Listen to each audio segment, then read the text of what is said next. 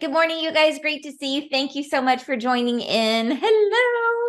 This is a super exciting workshop. I was just telling Jim that most of the time, like I love to use our Wisdom Soup platform as a way of featuring and sharing different healers and just giving us all exposure to lots of different ideas and different practices and things like that.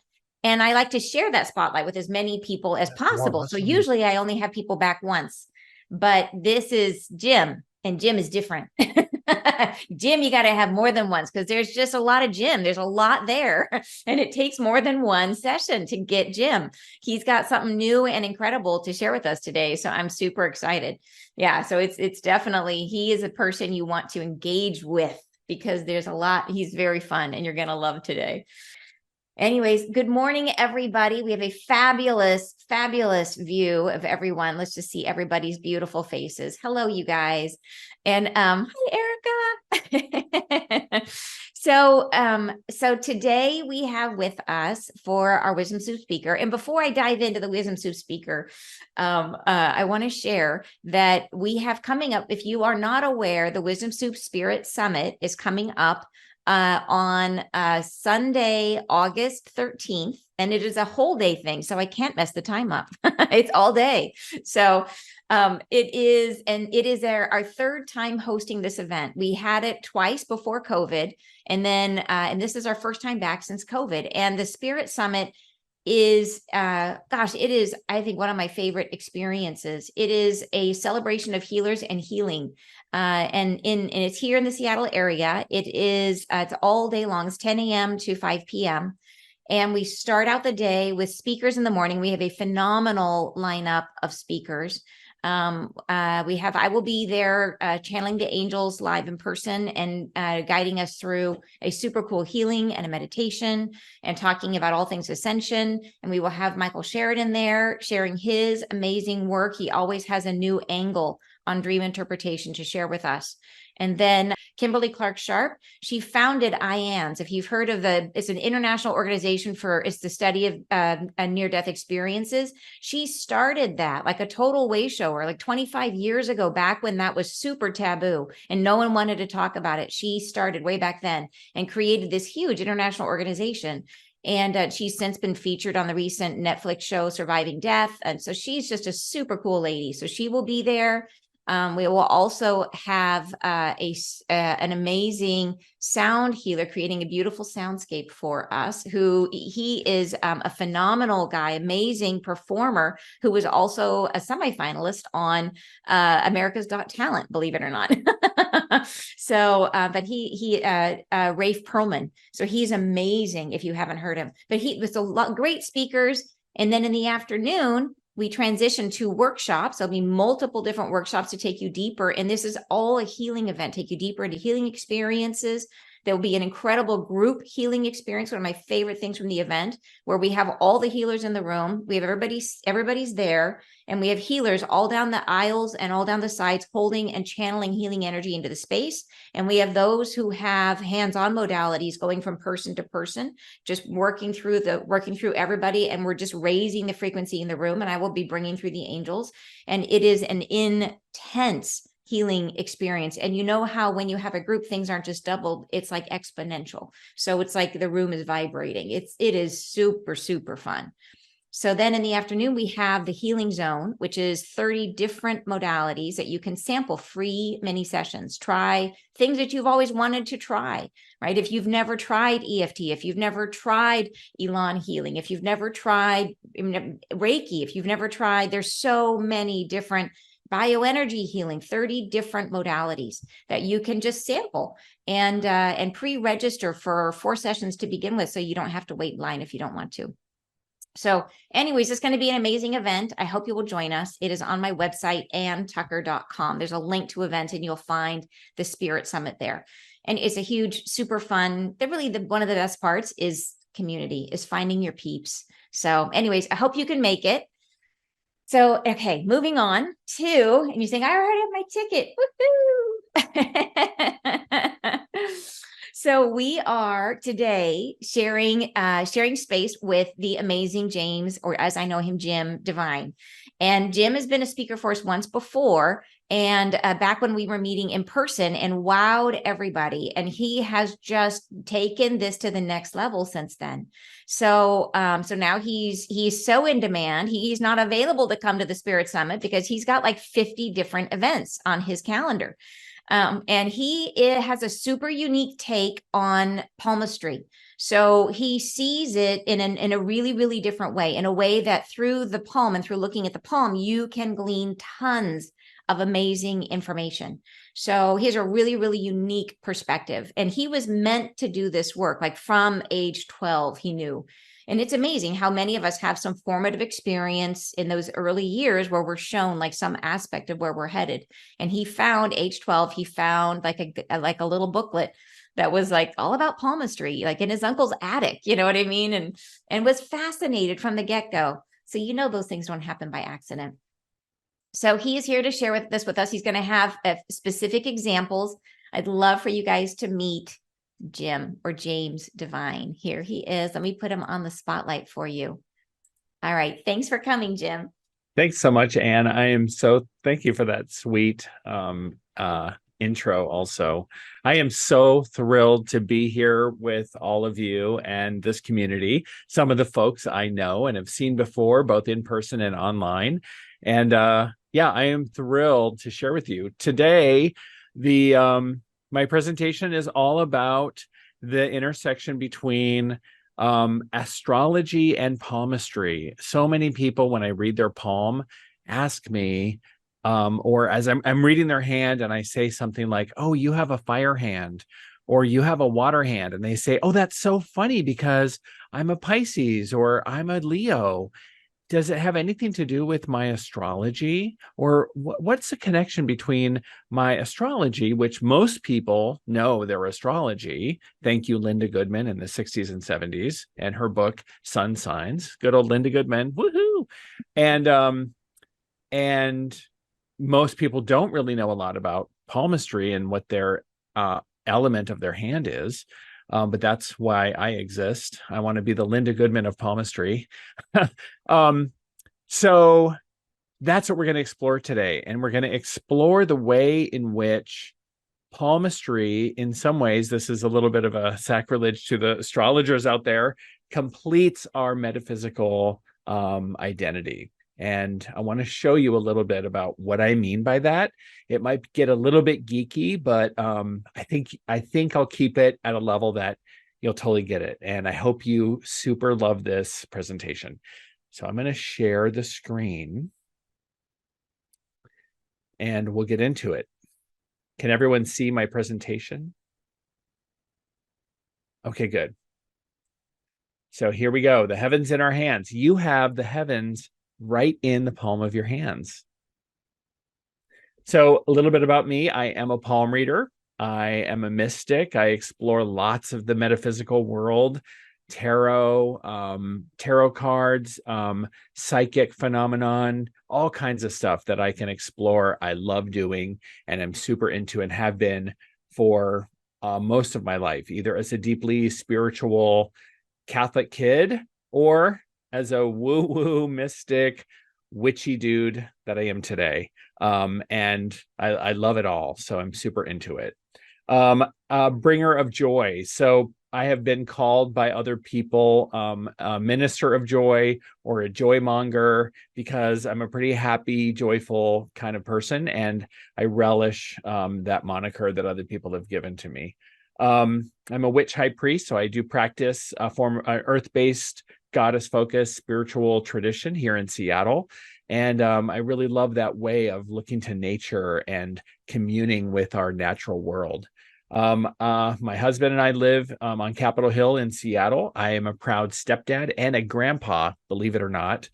I know, it's clean living. Anyway, just kidding. Kidding, not kidding.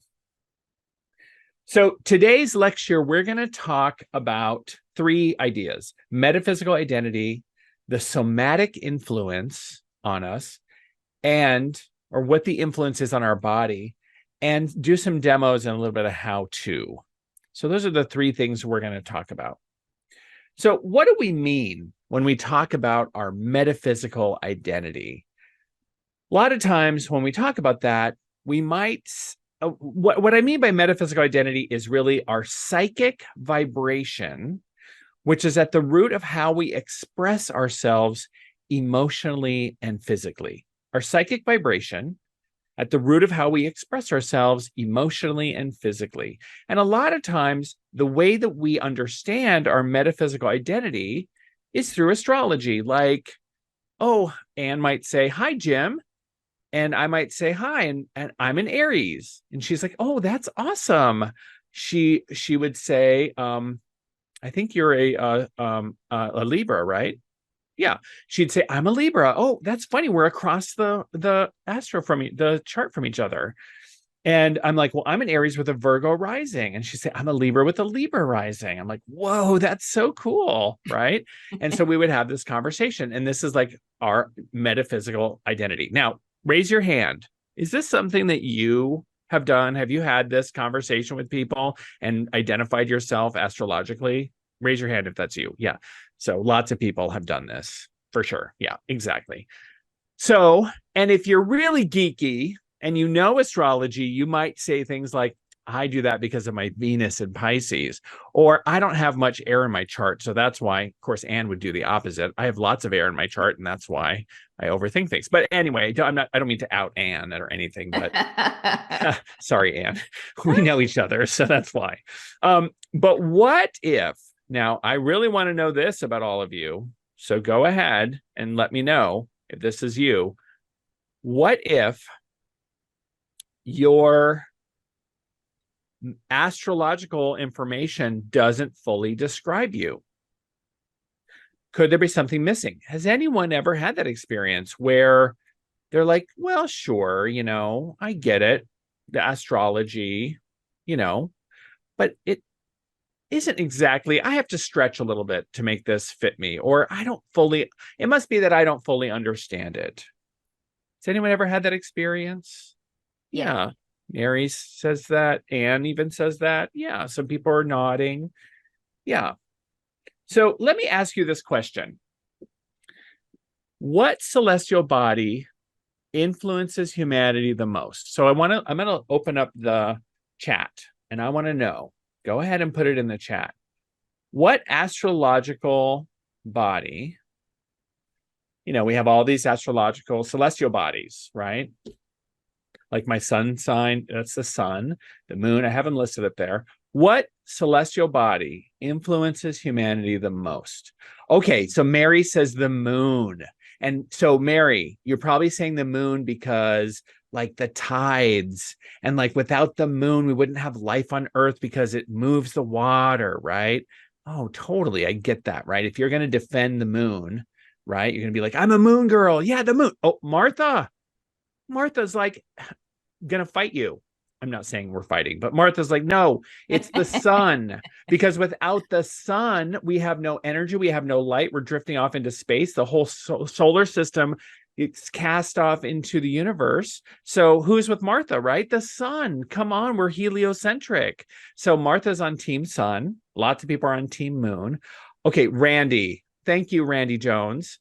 Finally, someone who's logical. Jupiter, because Jupiter almost makes us a little bit of a binary like system, and without Jupiter, we'd be pummeled by meteorites, and we would not even be alive, right? Okay, Perigine, great. Actually, I think it's a combo of moon, sun, perfect. Okay, Edie, or is it Eddie? Ruined my presentation. Edie. Hi, Edie.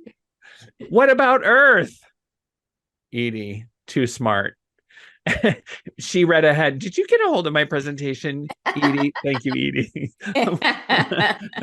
Really did. How come no one thinks about where we're standing? She's an Earth girl. But this is really true. Most of us didn't think about where we're standing. No one thinks about the middle of your astrological wheel. What about Earth? How do we account for the influence of terra firma? Where is that in our astrology chart? How do you know What sign was Earth in when you were born? What's the influence of Earth on you? So some astrologers, so this is a cool question. Some astrologers say, and this comes from Astrology's Missing Planet by Chrissy Blaze. You don't need to buy that book, I don't think. I did buy that book and I was like, I'm not sure, but it's okay. I mean, she's cool and it's a cool way to look at Earth. Some astrologers say, and Chrissy Blaze says, that the sign of Earth is exactly opposite your sun. So allowing us to calculate the sign of our house and of our quote unquote Earth and where the Earth is, because Earth would be like where we're standing and it would be exactly opposite our sun sign. But all the explanations she has in her book are exactly like the complementary explanations of what our sun sign would be anyway. So I wasn't really sure that it was helpful. So, and then epistemologically, the planet Earth really is in everything. So some astrologers would say, well, the Earth is everywhere in your chart because it's the point of reference. It's in our observation of the celestial sphere. And the celestial energy is influencing everything. So there's another force coming from the Earth itself, but that's not often accounted for in astrology. So here is my provocation of you. Are you ready for to be provoked? Euro's ready. He's shifting uncomfortably in his chair. All the guys are like, yeah. They're all like, provoke me, Jimbo. Okay, here it goes. The influence of Earth can be observed in our soma, in our body. And there's a Greek word for this. Well, there's an English word that comes from the Greek soma, and it's called somatomancy. Somatomancy or somatomancy, derived from the Greek word soma for the body and mantia for prophecy. And this is a form of divination through observation of the body. So if you ever think about somatic practices or things that are somatic, this is the same root. So we see different types of somatomancy practiced around the world. You might go to a party and there's a lip reader. She's doing lipsology and you're kissing with lipstick on a piece of paper and then she'll read your lip print. That's a form of somatomancy. In China, they do foot reading. In India, they do face reading. They also do palm reading in India, or they'll read the shape of your head. It's called phrenology, or they'll do face reading. So these are all different types of somatomantic readings. Mary says body language with tarot. I'm not sure what that means, Mary, but let's see where I am. Probably like looking at tarot cards, you can see what the design is doing and get information from how. Yeah. Some people do like yoga tarot, tarot and yoga. I read the hand gestures in the tarot cards. So I do have a class about that. So there are different ways to do that for sure. I also know an eye reader too, somebody who reads your eyes, your eyeballs. Yeah. Oh, yes. Iridology. That's another form of somatomancy. So palmistry is one of these forms. You can do any of these. My hypothesis is this is the influence of Earth. Why do I say this?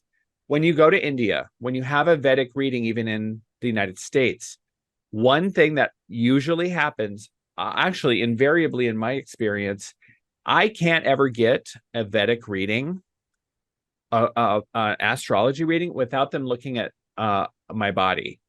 I can't ever get a Vedic reading without them looking at my palm or doing a face reading as well. I have never had by a traditional Indian reader.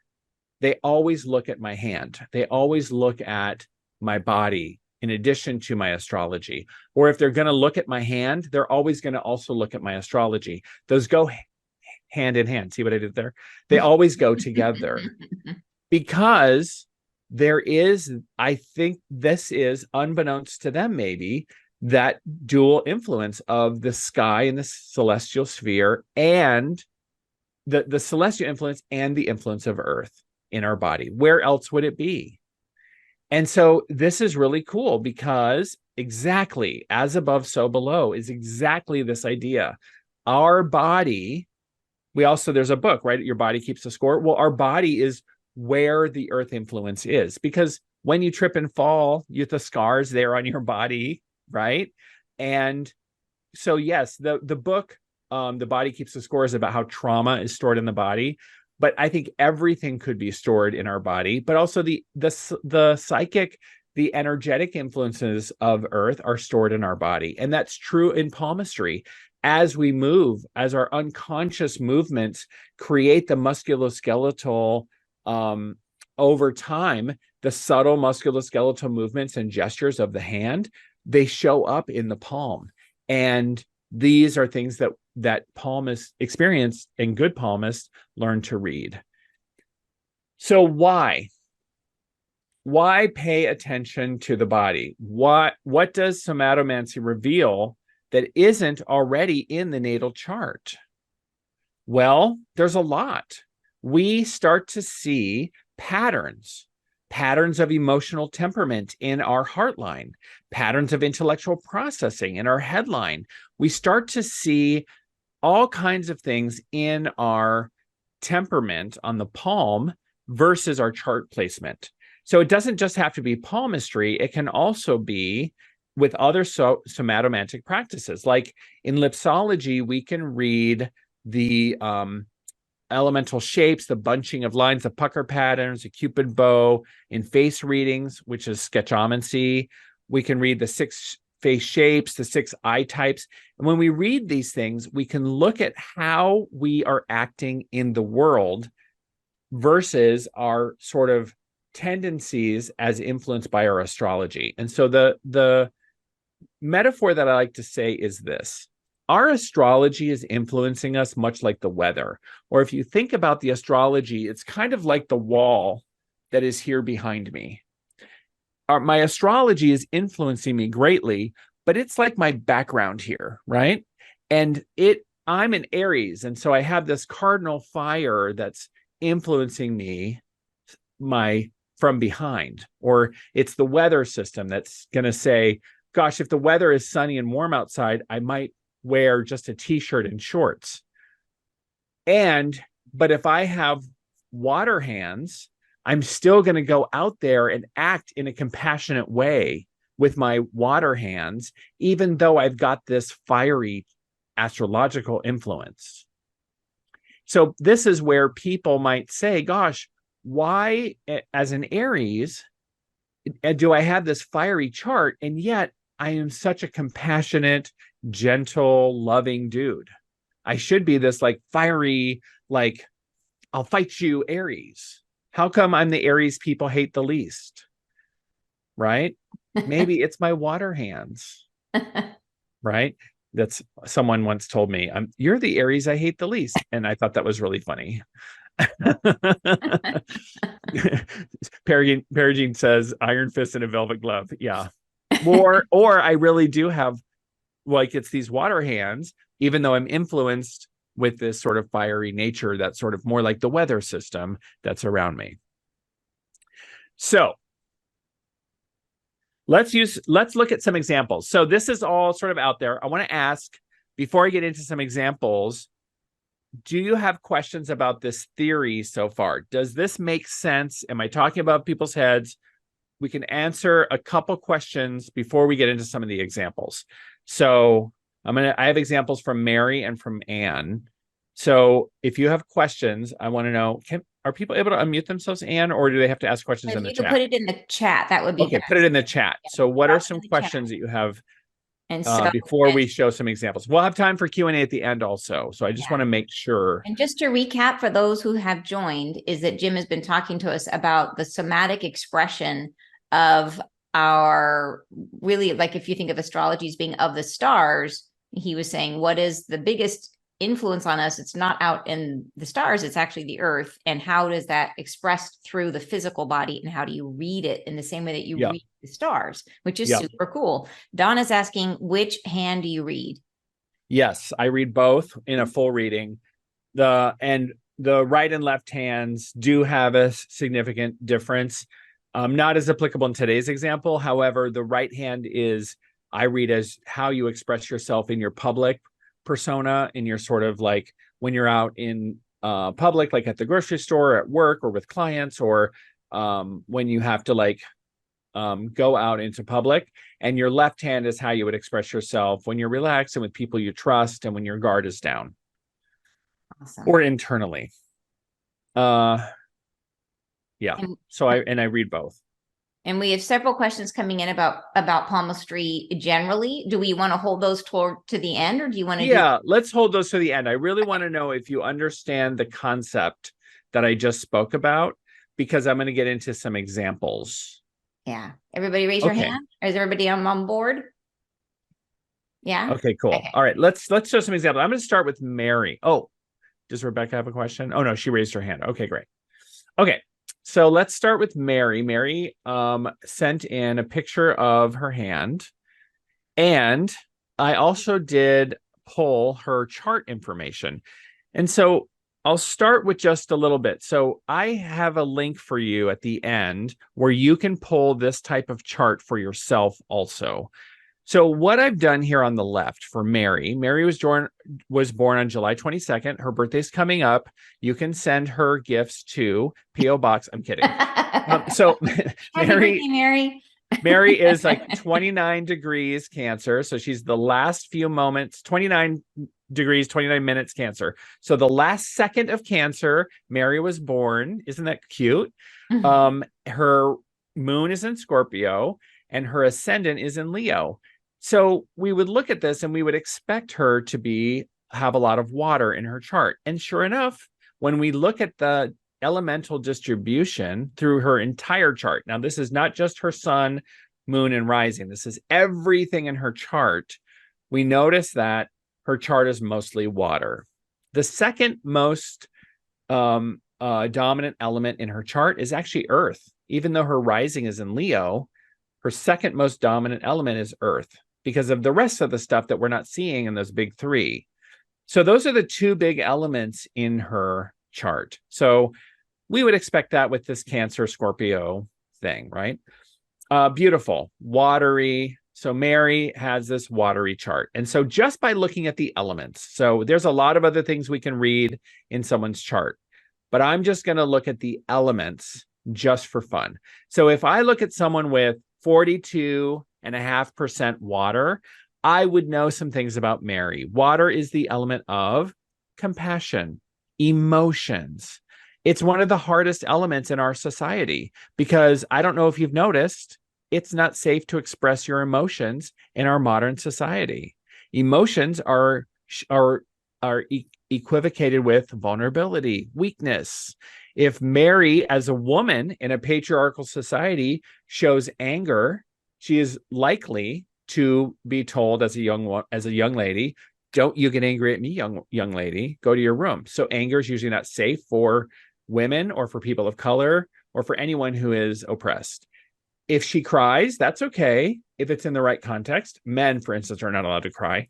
And over too much joy, what are you so happy about? Right? So we're not allowed in our society to express a lot of emotion. And water hands are some of the most compassionate, emotional people. So it's likely that Mary has relied on the element of earth in her chart, and that it's about hard work ethic, the tangible things that she can produce, and probably has relied on a very strong work ethic, even though water is the strongest element in her chart. So I'm using some socialization, my degree in sociology and social psychology, to analyze the elements because I'm looking at how that shows up in society. When we look at her hand, this is what's very interesting. Her hand, she has a slightly longer palm and slightly shorter fingers, but her hand is also a little bit wide. So she actually has fire hands. And if I were to give her a secondary element, it would be earth, but I'm just going to leave it simple and say, these are basically fire hands. So the element of fire is in her chart. It's the third strongest element in her chart. But what she does in the world is transformation. So she takes this water dominant astrology. Secondary element is earth. So this is like a clay chart, like this ability to soften. Her astrology says, I can soften the stubborn people. I can bring people around. I can make things that I can bring solidity to things that are wishy-washy. I can, bring things together. And what she does is, the way she does that with herself in the world is through transformation, is little by little, is also through a sense of transformation. And that her hands also bring a sense of a fiery nature to her. Like, you may meet Mary and you may be surprised looking at her chart that she's a little more fiery than you might expect, that she's got a little more spunk, a little more sense of fashion, a little more sense of art, a little more sense of inspiration than you might expect at first. Not just that fire hand, by the way, can you share that with us? Yeah, not just a regular old legal secretary or that you might have thought. She's got a little vim and vigor that you weren't expecting. A fire hand is a hand that has slightly longer palm and slightly shorter fingers. And I have a download, a resource at the end, which will outline how to read your own hand and how to understand what element hand you have. So I'll have that at the end for you to download to analyze your own hand. So I'm curious, Mary, can you unmute Mary? Is that possible for her to give a response? Yes. Mary, I'm curious, what do you think? Am I totally off base? No, I think that's really right. I mean, it's funny you said legal secretary. I wasn't, but I worked for a law firm I retired from a law firm, so that's pretty funny. But yeah, I think people are always surprised when I don't react like they expect me to. And of course, I save that for when it matters. I pick my battles. And I think it's funny because all of the water stuff you said was true. And that's where that 25% earth has really served me well, because I've learned to ground into that and save the water for when nobody's around. Yeah, exactly. And that's in the business world, not with my friends, but yeah. Of course, yeah. And that's because of self-preservation, because our world isn't friendly to water. Right. Yeah. Mm-hmm. Yeah. I love this. So that's one of the ways.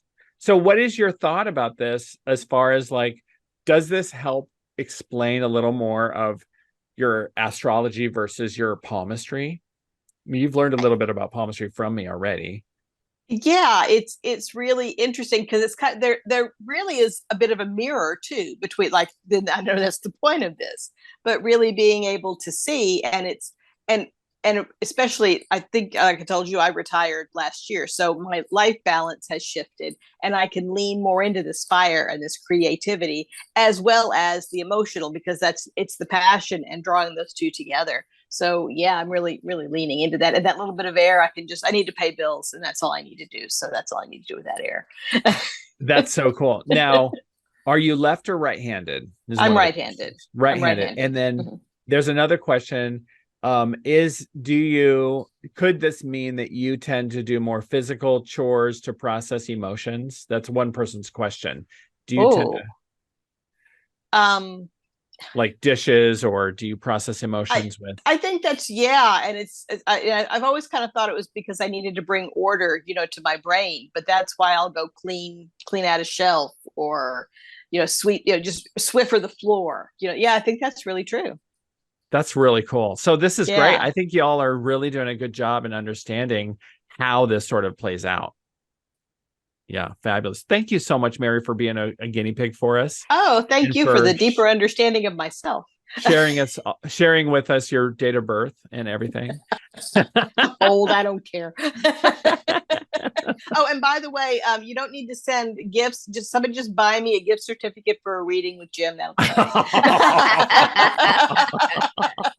You kind of had a mini reading, even. It's kind of fun. Exactly. I'll buy my own present.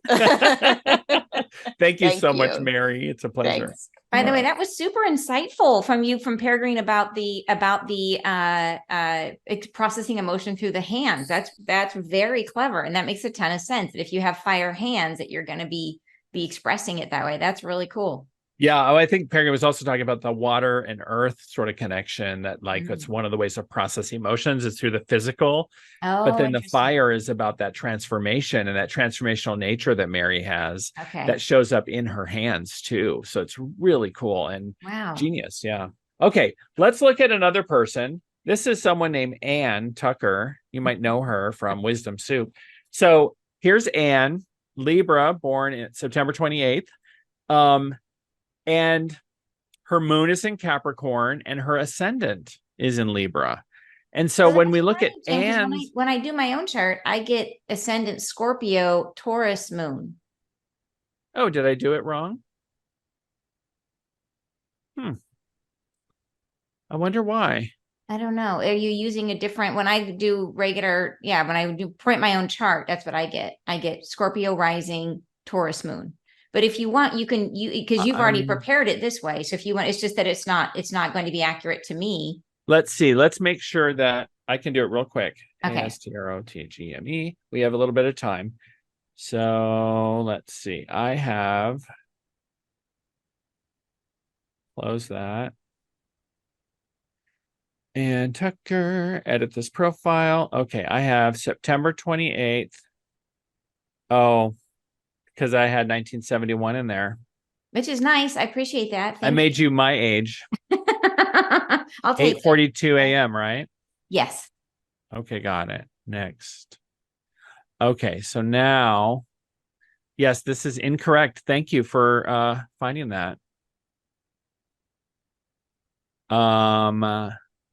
So now we'll do Ann Tucker, select, next. And okay, this is way better because that is, I was like, how come you have no water in your chart? That's so weird.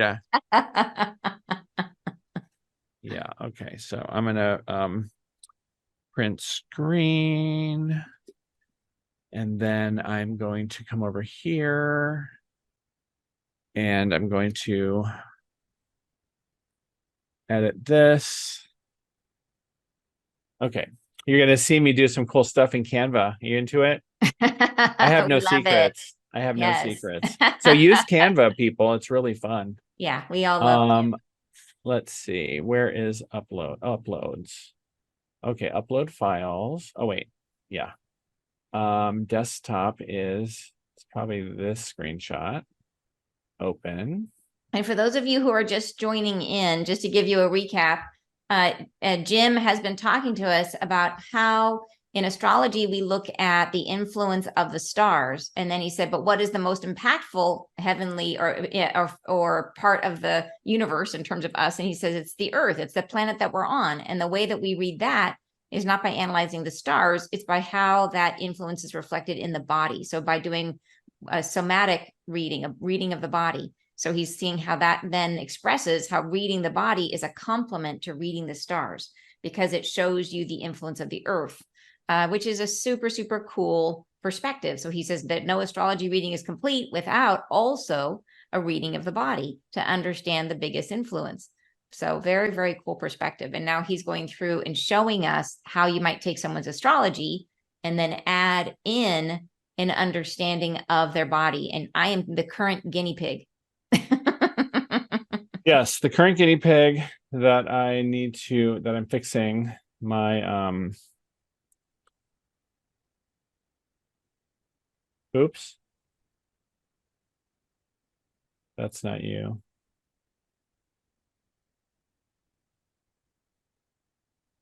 Okay, got it. All right. Are we good? Okay. So can everyone see the presentation now? Yes. Perfect. Yay. Yay. Okay, so That here's like Anne. Oh, no, that's not correct. Capricorn is Yeah, I still have the so I still have that wrong. Yeah. But that's okay because I have birth profiles. So we have Anne. So this is Libra, ascendant in Scorpio, moon in Taurus. Correct. Yeah. Okay, so this is wrong, so just ignore it. But this is correct. Yeah. So the elemental distribution is right, even though this stuff is wrong. Is that going to bug you? Nope. We're good. Okay, good. All right. So everyone don't pay attention. Well, since it's recorded, maybe I should change it. So this is there. Beautiful. Now we'll have it for, we'll just do that for fun. Okay. So you just have to trust me on this. Okay, good. There. It's really kind of messy, and I'm so sorry I'm doing this on the fly, but mistakes happen, and now you get an inside scoop. Okay. So Anne, Sun in Libra, Moon in Taurus, Ascendant in Scorpio. Yes. And look at all this Earth. Wow. Earth hands. Amazing. I mean, Earth chart. And the secondary element is air. And so there is this fantastic that your chart is dust. And so a dust chart is all about, it's really focused on Earth. What can we do in tangible reality? Let's focus on what's real. So if I come to Anne for advice, she's going to say, well, what can we do? Or let's make this something that's tangible, or let's keep it real, Jim. And then she's going to think of ideas. She's going to say, okay, well, here's this tactic and here's this strategy. She's going to give you things that are applicable in real life. Earth and air are the two elements that work really well in our society, because our society validates like tangibility and ideas. We can commodify those two things really well. The challenge is our society doesn't really look very deeply or consider earth and air to be deeply spiritual. And that's one of the things that is really unfortunate about our modern society is if it's earth, if it's an object like this water bottle, people don't really think about it being very spiritual. And yet it really is deeply spiritual. And if they think of ideas like engineering or technology, they don't think about that having a spiritual signature either. They think about it being very mundane. And so people with earth and air sometimes are strong like engineers, or very strong like consultants, very strong sort of like business people. And they can wonder, like, is there more? They can have that sort of, and I know this is something that have talked about, Anne. This is where that conundrum can be. But when you look at Anne's hands, little longer palms, a little bit shorter fingers, also fire hands, just like Mary has fire hands. And you look at here, fire is the least represented in her chart, but in her hands, it's fire. And so that fire in her body is about transformation. And so when you look at this elemental distribution, you see that the fire in Anne's hands is what has brought transformation to bear with this chart.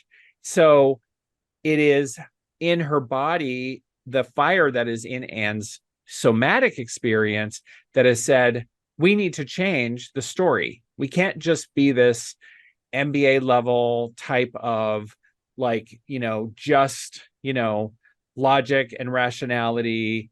And we can't just be like, the dry, just business, just money, just ideas, just about houses and cars and our beauty regimen. There's got to be something more. And so that fire aspect has always been burning within Anne. And if you know her, you could look at this chart and you could say, gosh, you have a lot more fire in you than your chart might.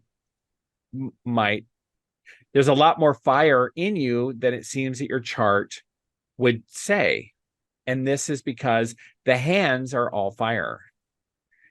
And so it's pretty cool that fire of transformation shows up. So when you apply that and you that expands and accentuates the fire aspect, when you look at that as a full metaphysical identity, and you can see how Anne has this ability to bring, healing, just like Erica says.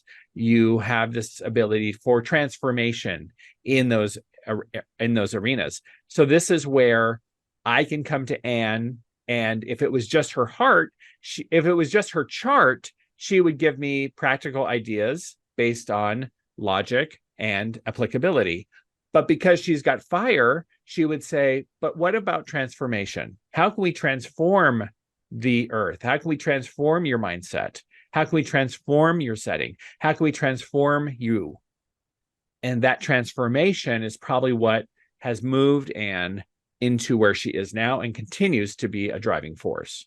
So, Anne, what are your thoughts about that interpretation, looking at your body, your soma, with your chart? Yeah, 100%. I would say, if anything, I would say that because you know that my whole life is geared towards transformation. And that has been, I mean, like in every way, like not only is that my work in the world is to be a transformational healer, and channel, and so that is, but I would also say in terms of that I like the fact that, yes, I'm channeling and angelic healing, but then I like to take that and make it applicable to the physical reality. So I think the earthy parts of me take these airy ideas and this information that's very intangible, and I try my best to try to make it tangible and applicable to life. So yeah, I think it's a definitely, all of it works together. And I'm really grateful that the fire in my hand balances the chart, that I feel like that adds with the piece that I'm missing. So that I didn't realize that. So I always like put red in my office, trying to give myself a little more fire, but turns out I just need to do this. Yeah, you don't need to, because you already have that fire that's within, and it's in your body, and it speaks through that somatic, experience. This is the beauty. So one of the interesting things about palmistry is often given a bad rap. And for good reason, because there's a lot of people that use palmistry in sort of like nasty ways to con people. And palmistry is one of the ways of doing spiritual work that still hasn't moved out of the broom closet or out from behind the fortune teller or the misfortune teller's, shady back room. When you read the books on palmistry, they still have a lot of fatalism and a lot of negative predictions. If you have a short lifeline, people don't hear the word line, they just hear short life. If you have a broken heart line, they don't hear the word line, they hear broken heart. There's words like the murderer's line, the murderer's thumb, the suicide line, the line of ill health. There's all these negative sort of connotations around palmistry. And that's unfortunate, because the truth about palmistry is the same truth that is in astrology. And here it is. There is nothing inherently negative in your palms, in your hands, because your hands are created by the divine, by the grand creator. You are perfect, you're beautiful, you're worthy, you're lovable, and your hands can never say anything inherently negative about you. How could they? They're created by the divine. That's why I called this the divine hand palmistry. Now, there are readers who will certainly look at your hands, and through their own judgmental eyes and their fear for you, give you admonishments, and because they're afraid and they have their own judgment, like that one auntie you have that always does that.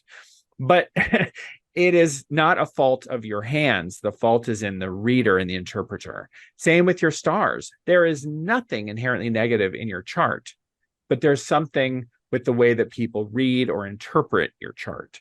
And so with that, going to the right reader who's going to show you how to use the tools you have, both in your hands and in your chart, is really important, because everything can be used in positive ways. It's a really fabulous and important aspect. Oops, I didn't hide Connie's slides. So let's see, we need to move. And we do have a lot of questions too on palmistry questions. So I don't know if there's space. Perfect.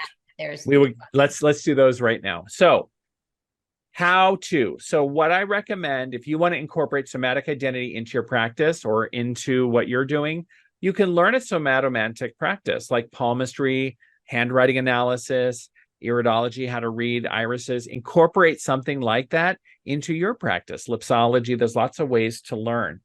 You can if you're doing readings, make your readings actionable. You can assign some kind of magic gesture or incorporate yoga or craft a sigil, give people homework. Makes the things you're doing actionable. That's another way to incorporate something somatic into your practice. Do something physical with your practice. You could, if you are reading for someone else or for yourself, you can ask someone or notice your somatic experience. What's your body saying about the reading or the information, the psychic information you're getting? Where do you feel that in your body? And you can trust your somatic wisdom. So that's another way for you to really incorporate your body into your experience. So this is where you can find the resources. You can type bit.ly/astro-palmistry into your browser window. It'll show up as a little email sign up, and then you'll download the PDF with all the resources on how to read your own palm, how to read the elements of your palm. Or you can just take out your phone camera if you're watching this on a computer. You can screenshot this. But that QR code will also lead to that same link. And that's where you can download the PDF with the resources. It does subscribe to my email list, which I very rarely send an email, but it's a cool free download for you on the resource to the book I mentioned, to the chart, the link to create that little pie chart with your own elemental, like your chart elements. And then the PDF has like how to read the elements of your hand. So now I can answer any questions you have. Awesome. Thank you so much. Yeah, phenomenal, Jim. Phenomenal. Okay, so let's get the question. So one person was asking, if you have a near-death experience, does that show up in the palm? It can. Yeah, it can. Not always, but it can sometimes show up in the hand. I don't read hands. I don't read palms as in a fatalistic way. So palmistry shows patterns, not predictions. And that's a really important like a little saying that I teach. And I really believe that for astrology and even for all readings, that it shows patterns rather than predictions. So the patterns we see will repeat themselves, and how that pattern shows up can be experienced in many different ways. So people have had near-death experiences and have come to me, and we've talked about that, and we can see where that shows up and what that pattern is about. But past life information shows up on the hands, all kinds of information. It's amazing. So another person was asking, so the short lifeline you already said does not necessarily mean short life. Correct. What can it mean? So a short lifeline is beautiful. This is a person who is here to discover and learn. They're kind of a new soul. There's actually no such thing as new or old souls, but it's a person, we would call it a new soul. This is a person who is on a new cycle of a karmic journey. They're here to discover and to create lessons. And they're sort of like this younger sort of like energy of like, oh, let's check it out. Let's experience things. They may have a more shallow experience of life, we might judgmentally call it, but they're here to explore and to discover. A longer lifeline is someone who we might call an old soul, which is also kind of judgmental, but they may also have a lot of baggage, right?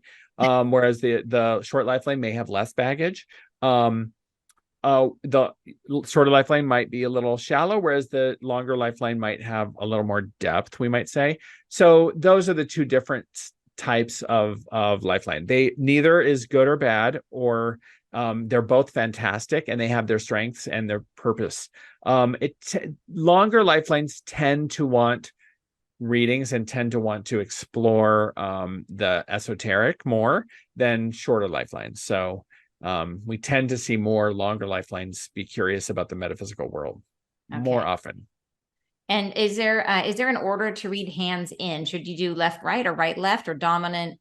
Which one's first? Does it matter? No, I don't think there's an order necessarily. It's not that important. I have my own way that I like to do it, just because I'm a creature of habit and have my sort of logical method, and I teach the divine hand method. But it's not like it's some magical, oh, if you read it wrong, there's some the palmistry oracles shall descend upon. No, it doesn't matter.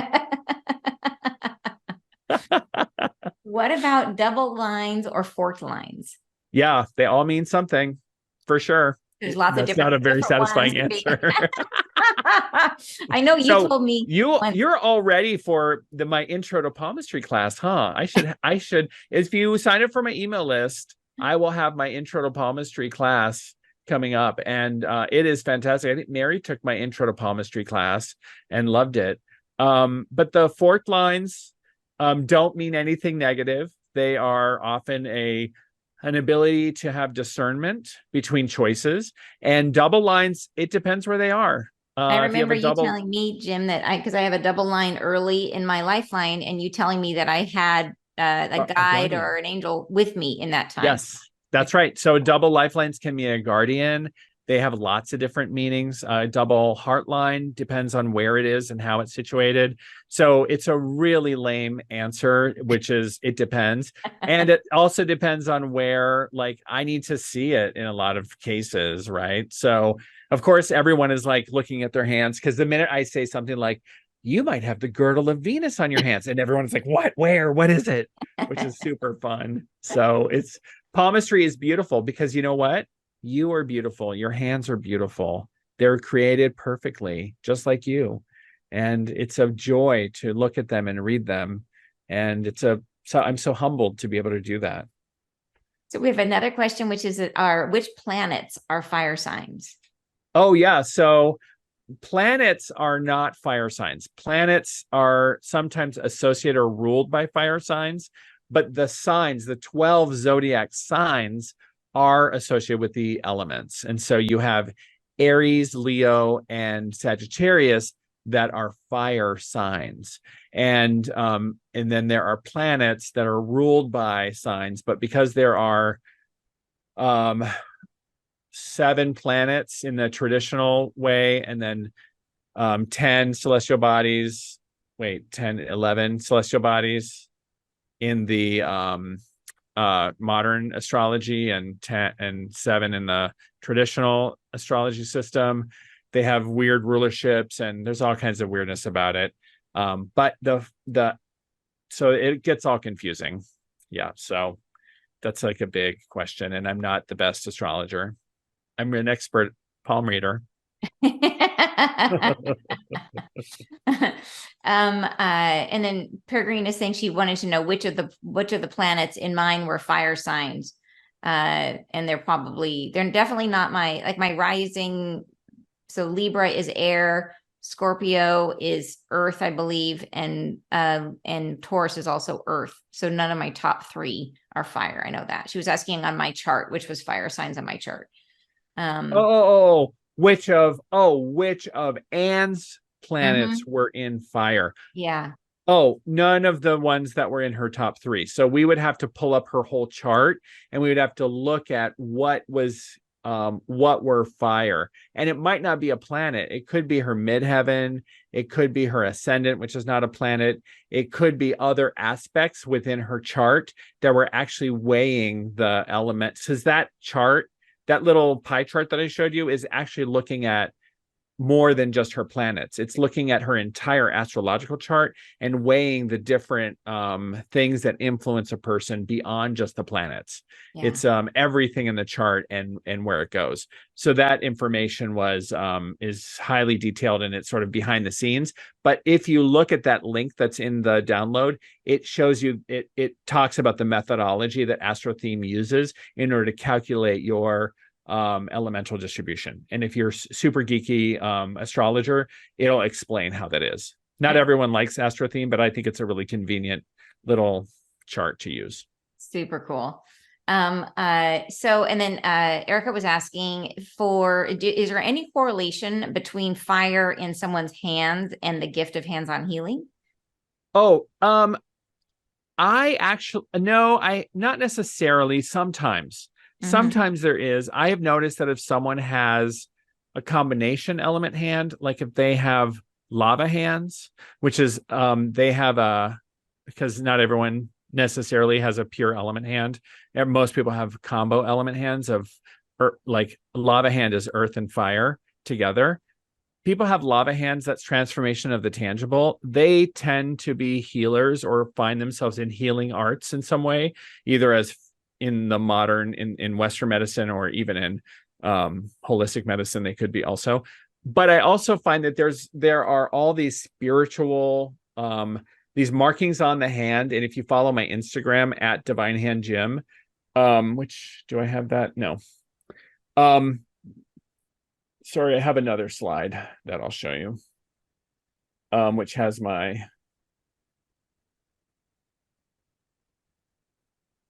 if you follow Divine Hand Jim on Instagram, and you scroll, you'll find there's a post on the spiritual mark, like spiritual gifts on the palm. And there's one where you have fine lines on your fingers that go up and down your fingers. And if you have super fine lines like that, that is the ability to run energy through your hands. And that is the gift of laying on of hands. It was called one of the gifts of the Holy Spirit in Christianity, laying on of hands. But in metaphysical world, we also call it healing hands or healing touch. And people that have those fine lines that go up and down, really distinctive fine lines that go up and down your fingers, whether it's on the right or left or one or the other or both, they tend to love Reiki. They tend to, even if they don't, they tend to have that experience of being able to have healing touch. And so that's another aspect. They don't always need to have fire hands to be able to do that either. So I've seen that on all element hands. So that is super interesting, because I'm a hands-on healer, and you I have that. I saw that have on your those hands. stripes. Yep. Yeah, that's an interesting And you do have fire hands. Yeah. Yeah. Super So there's a lot of other spiritual gifts that show up on the hands. There are stars on the hands that are really cool. There's the bow of intuition that's along the underneath the pinky that goes around this. It's just about to take a hold on. There's the bow of intuition that goes around this Mount of Luna right here. If you have that, there's all kinds of cool stuff on the hand that people are always like, ooh, if I have this, if I have that, oh, so cool. So go to my Instagram and geek out. It's so fun. Yeah, why we need to take your course. That's why. Learn more. Or just, yeah, you can also, schedule a reading if you want. But yes. So awesome. Let me see if I missed anybody. We had a lot of different questions going on here. How do we know if we have fine lines or fingers or just regular lines? How do I know? Of course, John, I'm gonna misread that and read the question as, how do I know if I have fingers? Which I think is a much funnier question. I can take a picture of what my fine lines look like to give you. How do we know if we have? Here, I'll show it. You have a picture of it? I can't get my camera to focus very well. I realized I didn't share that picture. Here, I can share screen. Hold on.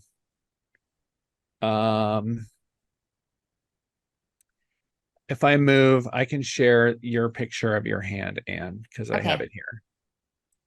Oh, shoot. I did not mean to do that. Oh, no. I meant to do this. Can you all see my desktop? Yeah. Okay, so here's Anne's hand.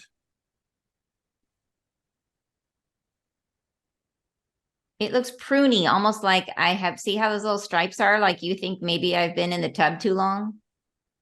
So there are fine lines that go up and down Anne's hands. And yeah, it looks like she's been soaking in the hot tub, but she hasn't. So that's an example of those fine lines. And if we look at, does Mary have that? Let's see. Mary has a little bit of that.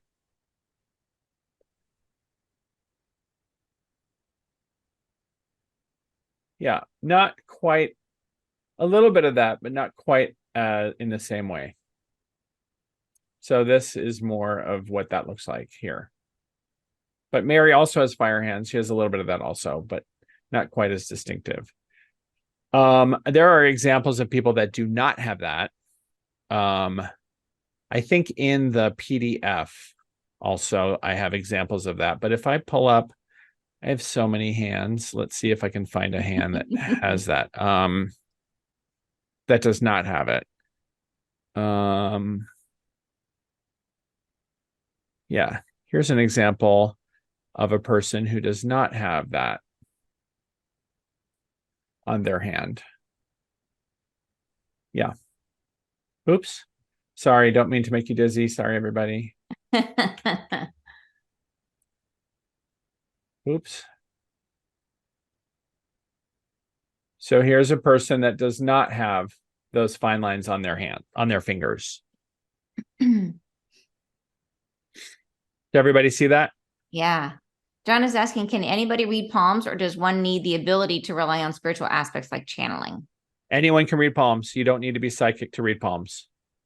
I have a method that I teach, and you don't need to have psychic ability to read palms. It is useful to have an intuitive ability sometimes, but you don't need to. You can follow. And one of the things that drives me nuts about palmistry books is the huge amounts of like memorization that they expect you to do, which I think is ridiculous. So what I teach are rubrics. I teach like ways of reading that follow like general guidelines around learn some of these rubrics and then apply them to the hand in general, rather than this line means that, or this or that. This line means that's ridiculous, right? So, for example, a curve means a long curve, that's water. A short curve, that's fire. And then you can apply that on the hand, whatever curve line you see. That makes sense. Right. And so that's a lot easier to remember than, oh, the headline, when it's this way, means this or that or that. And that's ridiculous. So, I mean, that's why, palmistry books can be, this thick. I could hurt somebody with this thing. So Rebecca's asking, can you have fine lines on one hand and not the other? Yes, and you can. Okay. And that means you would be more apt to send energy like in either your public life, if it's your right hand, or when you're comfortable in your personal life, or when you're around people that are more comfortable if it's on your left hand. Okay. Interesting. Yeah.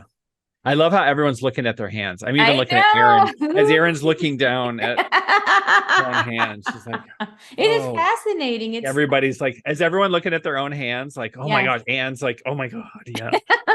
Everyone is like, this is so cool. It's true. Fergus like, this is great. Yeah, it's fabulous. It is. It's totally fabulous. Yeah, it's so fun. I mean, this is why it's your own body. It's also like so cool to look at your own, like you're spending time and you're looking at your own beautiful body. You're looking at your own, like this is a way to create self-love, self-honoring yourself. It's a part of your body that we usually don't have a lot of negative, a lot of like really intense negative emotions over. It isn't like our face or like, your full body. It's your hands. And most of the time, with few exception, people aren't like, I'm not showing you a picture, sharing a picture of your palm, and you're like, oh, look at my hands. I can't believe that pot belly on my hands, or oh, look at all that. You know what I mean? Most people don't have that sort of like judgment of their hands like people do of their face or their full body, right? And so it's really cool to be able to look non-judgmentally and lovingly at a part of your body and see how gorgeous and amazing and spiritually connected and divinely inspired you are. And it's right there, in the palm of your hand. So that's one of the most beautiful things I love about palmistry is it shows you your highest self. It shows you your pathway to your dreams. And literally, like the pathways are right there and the tools to embrace that. It's just awesome. Super cool. So Jim, I have 2 questions for you. The first is, number 1, how do people work with you? How do they reach you? Yeah. So reaching me is easy. You can search for Seattle Palm Reader, Seattle Palmistry, and I show up number 1 on Google, maybe number 3 on Google, really easy to find. You can go to my website, which is thedivinehand.com. That's easy to find. And you can pull up like book a reading, and you can even look at my calendar, what's available, or you can subscribe to my email list. You'll do that if you download the PDF. And then I usually let people know like where I'm at, what I'm doing. You can follow me on social at Divine Hand Jim. on Instagram or on Facebook, James Divine on Facebook. Those are all places to find me. And I usually post things, or you can find me, where I'm at. I travel a lot. So like I'm in New Orleans in August, which is why I can't be at the Spirit Summit. I'm a keynote speaker in Portland for the Northwest Tarot Symposium at the end of September. I'm back in New Orleans in October for Halloween. I'm back in New Orleans again in January, February, March. So I travel and speak all across the nation, internationally. Also, I'm working on my book, which is coming out probably in about a year and a half. So that'll be really cool. And there'll be a book tour with that. So Super all cool. kinds of stuff. Yeah. Super cool. Okay. Question number 2 is, earlier I mentioned that we have coming up on August 13th, the Wisdom Soup Spirit Summit, which is a full day healing retreat. Super fun, where there's speakers in the morning, healing experiences in the afternoon, where you get to have many sessions with all these different modalities. And you were there last year, and I wanted to ask you what your experience was at the Spirit Summit. Oh my gosh. It was awesome. Like, there was so many, it was like a rainbow of love. And sitting there and hearing people speak about their experiences, and when you're in a room and it's like one of those 3 a.m. conversations where you're talking about like the meaning of the universe, but it was like during the day with everyone else that was there. It was so cool. I really love the curation of the people. That I think is really awesome, because sometimes I've gone to conferences where I've just been like, okay, they didn't really curate this very well. Right. So I really appreciated that. I appreciated that, like, there were things there that I could experience, and the people who were doing it were obviously selected, not just because they were there. And that means a lot, because, you kind of have to be a little bit vulnerable when you're opening yourself up to spiritual energy. And that's something I deeply appreciate, that's thought about. So the Spirit Summit is amazing. It's just, you get to have a little sample of so many things. That light table that I saw was just, that was so cool. And these are all people that are accessible and like available. And even just going to the talks and learning about people's stories is so inspirational. I think even if you don't buy anything but the ticket, you'll walk away with an entire, I'm not even like trying to sell you on anything. I'm just saying, like, it's one of those things where you walk away with so much food for thought. It's worth it. I mean, so fun. Awesome. Thank you so much. It was super fun having you there. I'm so sad you can't make it this year, but we'll see. There may be another in the future. Yeah. John said something interesting. Can I just look at this comment for a second? Do. So John, you said you met a palm reader 30 years ago, got interested for a little bit. You didn't pick any up great books. Consider way the spiritual world tried nudging me into a path one of a number of times. Typical nerd workaholic ignored. All this experience helped me today, knowing that I was nudged many times the path now I'm finally on today. Typical thick-headed guy needs to be told over and over. John, study palmistry. But I think that this is one of the things, is a lot of the books are terrible. And I'm sorry to say that. But what I mean by that is they're not terrible. A lot of the books or things that I've read, they are fatalistic. They don't have a way of speaking to palmistry that gives you a remedy. Mm-hmm. So there's a reason why that is. And I talk about that in one of my videos that's available. And but there's a problem with palmistry in that it was from India and it lost its remedies. And all it retains is its problems. Mm. And so it has the admonishment without the remedies. And that's because it lost Hinduism, and Hinduism has the remedies for the problems in your astrology and in your palmistry. But because of the migration of the Romani people out of India, they lost the Hinduism, which had the remedies for the problems that you have. And that was a whole system. So the Divine Hand palmistry is a system of palmistry that has it's based on those ancient and and the magical and the hermetic and the Vedic meanings of the palms, but in the modern interpretation and the inherent psychological ways of saying these are all tools that have a way to use them. And you can use a hammer to build something amazing or murder someone terribly. And you get to choose how to do that based on your true will and your empowerment. Like anyone can use a hammer. Mm-hmm. And this is what we get to choose to do. And so that is why the divine hand method is the empowerment method for palmistry. And it's a completely different approach to palmistry, and why my mission is to transform palmistry from what it has been and to what it is. And so that's why my book is so important to get out there. And it's not there yet, but it will be. So I really appreciate you saying that, John, because it's a further message for me from Spirit to say, get your freaking book out there. Yeah. Yeah. Beautiful. And so fascinating about where it came from and that separation. I loved hearing about that. So thank you. Yeah, very much. Yeah. Super cool, Jim. What did I tell you guys? Jim is phenomenal. I'm so glad you came back. Thank you so much. And thank you all for being here. Totally fun morning. All right, you guys know where to find Jim. And I hope to see you guys at the summit. Have a great rest of your day. Love you guys. Bye, everybody.